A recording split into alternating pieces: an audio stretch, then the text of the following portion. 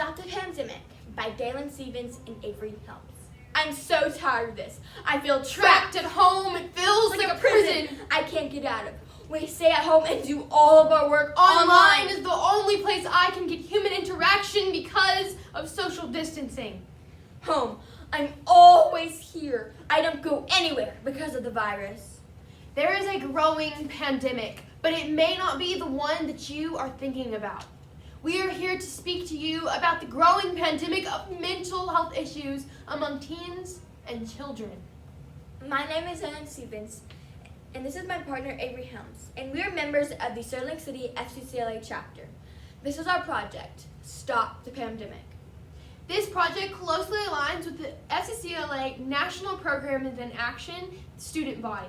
The student body programs helps members learn to make informed, responsible choices for their physical and mental health while also providing opportunities to teach others. We focus specifically on the unit, The Real You, empowering youth to maintain positive mental health, and the Resilient You, empowering teens to live in ways to build emotional health. While there are programs to address food choices and health and fitness within school systems, the area of mental and emotional health is often overlooked because it's a difficult topic to address.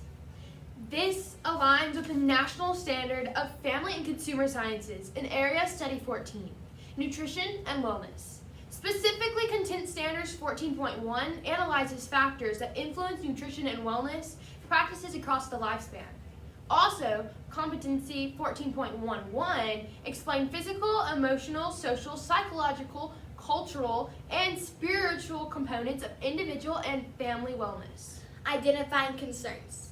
Statistics show that mental health among teens, especially during the coronavirus. The pandemic has been hard on everyone.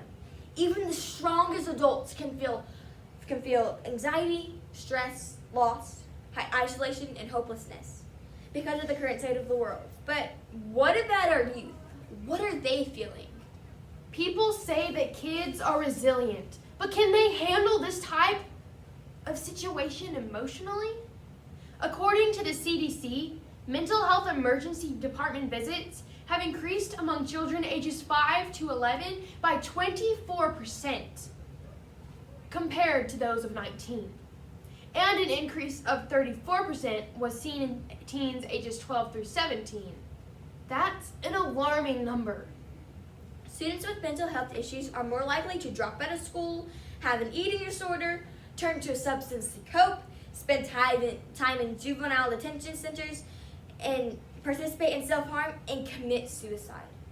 According to the study of adolescence growth, this is an important topic.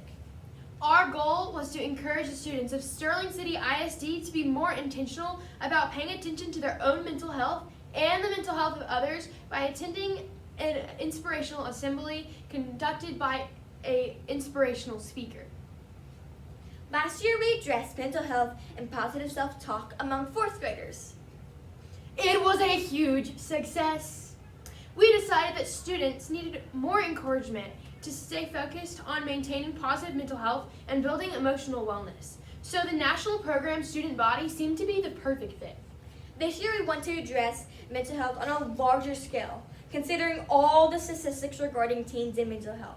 So we set our sights to the entire school, all the way up to pre-K, all the way up to seniors, to take a closer look at their mental health. First, we met with the school counselor, Ms. Stafford. She encouraged us to contact the Student Health Advisory Committee, or SHAC. SHAC's purpose. Ms. Stafford recommended a program called Beat Bob that she had seen several years ago when she was a teacher at another school. We made contact with Bob Holmes and planned an assembly to correspond with Red River League. Beat Bob is a one-man volleyball team who plays against teams of students and teachers from the school he's attending. He has a 98% average, and he's a one-man team. The SHAC committee ordered volleyball stress relief balls for all the students, and we packaged them along with the members of our FCLA chapter.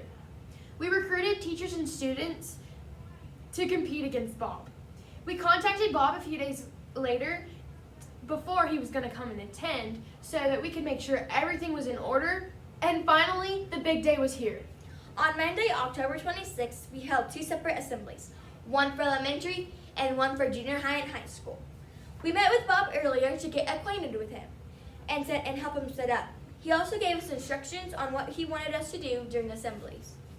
Bob played fun music while he played several teams at the school. These teams included 5th grade girls, 5th grade boys, a group of elementary teachers at the first assembly.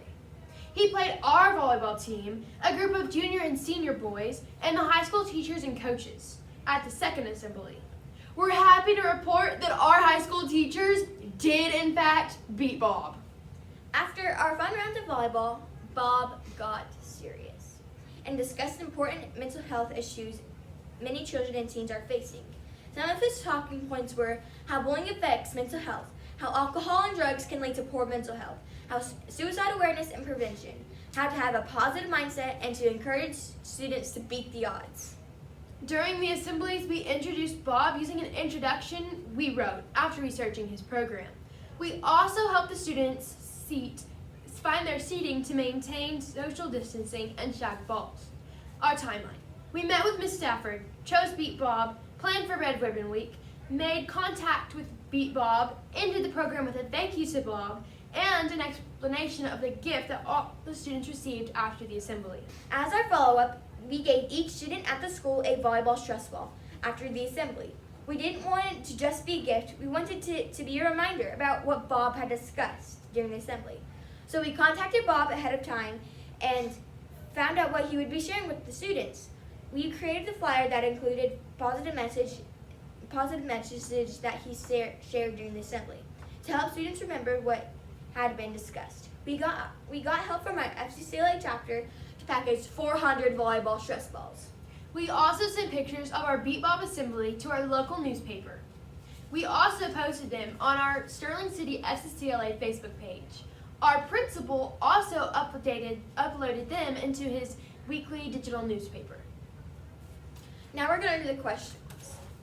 What is one skill that you learned or improved upon during your project that you will use in school next year or in your future career? One skill that I can definitely say that I learned, and Dalen as well, is that the way that we portray our mental health affects those around us, and how we are explaining mental health and mental health issues is definitely a huge factor in how other people understand mental health. What obstacles caused challenges in your work and how did you address them?